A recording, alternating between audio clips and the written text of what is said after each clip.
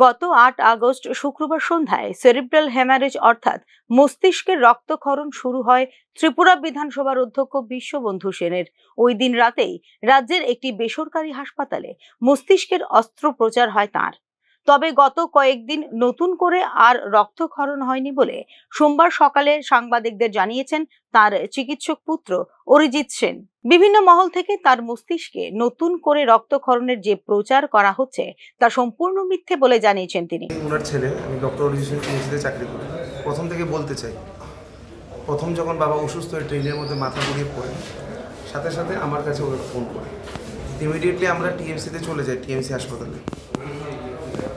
ওখানের যারা ডাক্তার ছিল ৬-৭ জন doctor, doctor Jayanta Kumar Poddar, doctor Arindam Dutta, doctor Kanchai Chowdhury, আরও ৬-৭ জন ডাক্তার ছিল। ট্রেমেন্ডাস কাজ করে বাবার প্রাণ ফিরিয়ে দিয়েছে। ফার্স্ট হলো স্ট্রোক যখন করে পেশেন্ট, ফার্স্ট পেশেন্টটাকে স্টেবল করা লাগে, আমাদের বেসিক স্টেবল কাজ করে নিয়েছি। করে দেওয়ার পরে জিবির MS স্যার, প্রদীপ ভৌমিক স্যার, কার্ডিওলজি যে আছে ডক্টর রাকেশ দাস, রতনলাল নাথ স্যারের ছেলে আবিরলাল নাথ এবং ডক্টর দেবদত্ত স্যার, সবার সাথে যোগাযোগ করলাম। আমরা আর্জেন্ট ক্রিনিওটমি অপারেশন করে যেটা ব্লিডিং হয়েছে ওটা বের করে দিয়েছি। ব্লিডিং বের করার পরে ওটাই ভাইটাল পয়েন্ট আমি বলতে চাই, 72 ঘন্টাটা খুব ক্রুশিয়াল থাকে। ওই 72 ঘন্টার ভিতরে এখন পর্যন্ত কোনো ব্লিড হয়নি। হয়তো বা কালকে কোথাও দেখা যাচ্ছে, কেউ বলেছে নিউজে না কোথায় জানি না, আমি দেখিনি, যে আবার নাকি রিব্লিডিং হয়েছে। রিব্লিডিং হয়নি, ওটা আগের যে ব্লিডিংটা থাকে, ব্লিডিং তো আর 1 মাসে 2 দিনে 1 দিনে চলে যায় না, ওটা যেতে যেতে 3-4 মাস 6 মাসও সময় লাগে।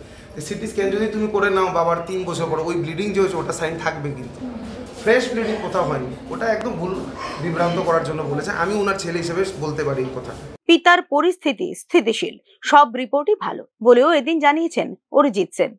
উন্নত চিকিৎসার জন্য পিতাকে বেঙ্গালুরু নিয়ে যাবার সিদ্ধান্ত নেওয়া হয়েছে, জানিয়ে কোনো রকম রাজনীতি করা উচিত নয় বলে জানিয়েছেন অরিজিৎ সেন। রাজনীতি সুস্থ মানুষকে নিয়ে হয়, অসুস্থ মানুষকে নিয়ে নয় বলেও মন্তব্য করেন তিনি। ভালো মানে কি, হাঁটছে দৌড়াচ্ছে এটা না, ভালো আছে মানে ফ্রেশ ব্লিডিং হয়নি, যেটা ভাইটালস থাকে মেনটেন করার দরকার সব ভালো আছে, রিপোর্ট সব নর্মাল আছে। এখন কি আপনারা বহিরাজ্যের জন্য কি নিয়ে যাবেন? হ্যাঁ, বহিরাজ্যে নিয়ে যাবো। এটা নিয়ে আমি একটা কথা বলি, মানুষে অনেক প্রশ্ন করে জিবি হাসপাতাল যাওনি কেন, এই হাসপাতাল যাওনি কেন। এটা আমার পার্সোনাল চয়েস, আমি কোথায় যাবো, and nobody is any interfere. আমার যদি সামর্থ্য থাকে, পয়সা থাকে, ভালো থাকে, আমি ইন্ডিয়াতে না লন্ডনেও নিয়ে যেতে পারি আমার বাবাকে, আমি আমেরিকাও নিয়ে যেতে পারি। কোথায় যাবো কাউকে জিজ্ঞেস করে যাবো নাকি আমি কোথায়? আমার বাবার প্রাণ সবচেয়ে বড়। আমার যদি সামর্থ্য আজকে থাকতো, আমার সামর্থ্য আছে ব্যাঙ্গালোর নিয়ে যাওয়া করতে, আমি ব্যাঙ্গালোর নিয়ে যাবো। আমার যদি সামর্থ্য থাকে লন্ডনও নিয়ে যাবো, আমি কাউকে জিজ্ঞেস করে যাবো নাকি? না, যেই ব্যক্তিগুলো বলছে আমি জিবি হাসপাতাল নিয়ে, ওদের কাছে গিয়ে কি আমি বলেছি তোমরা হেল্প করো?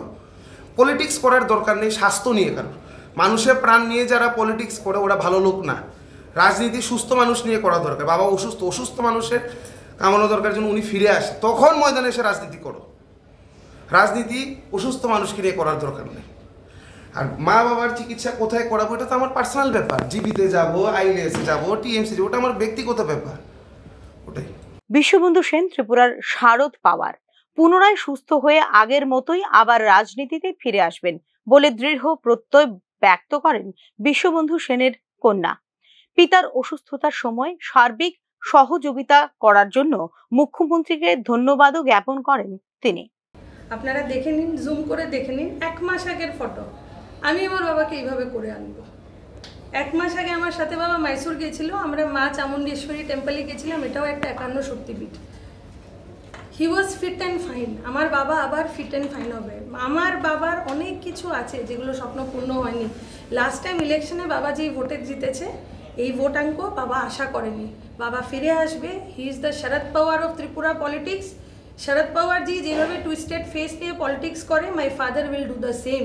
হি will sit on that speaker's chair again and he will rule like Sharad Pawar ji. আর আমার অসংখ্য প্রাণের থেকে ধন্যবাদ আমি মানিক সাহা স্যারকে করি। উনি সত্যি আমার বাবার বন্ধু। আমার বাবা বিশ্ববন্ধু নাম তো, উনি একজন রিয়েল বন্ধু পেয়েছে মানিক সাহা স্যার। যেভাবে আমার দ্বিতীয় বাবা হিসাবে উনি পাশে দাঁড়িয়েছে, স্যার না থাকলে আমি কিচ্ছু করতে পারতাম না হলে। So I thank him. আমাদের স্টেট বেস্ট করেছে, কিন্তু to make him a Sharad Pawar I will take him to Bangalore. আমার বাবার ইচ্ছে ছিল অ্যাস্টার সিএমএ হসপিটালে যাওয়ার, আমি ওখানে নিয়ে যাবো and he'll come back like Sharad Pawar. Thank you.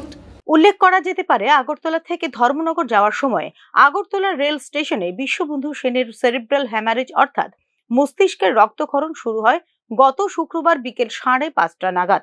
এরপরে প্রাথমিকভাবে তাকে প্রথমে ত্রিপুরা মেডিকেল কলেজ হাসপাতাল এবং পরবর্তী সময়ে আইএলএস হাসপাতালে স্থানান্তরিত করা হয় তাকে। ওই দিন রাতেই তার মস্তিষ্কে অস্ত্রোপচার করেন 6 জন বিশেষজ্ঞ চিকিৎসকের একটি দল। অস্ত্রোপচারের পর 72 ঘন্টা সময় অত্যন্ত গুরুত্বপূর্ণ বলে জানিয়েছেন চিকিৎসকরা। রবিবার রাতে কেটে গেছে জটিল 72 ঘন্টার সময়। এবার তাই উন্নত চিকিৎসার জন্য তাকে বেঙ্গালুরু নিয়ে যাওয়ার সিদ্ধান্ত নিয়েছে বিশ্ববন্ধু সেনের পরিবার। Bureau report, news now.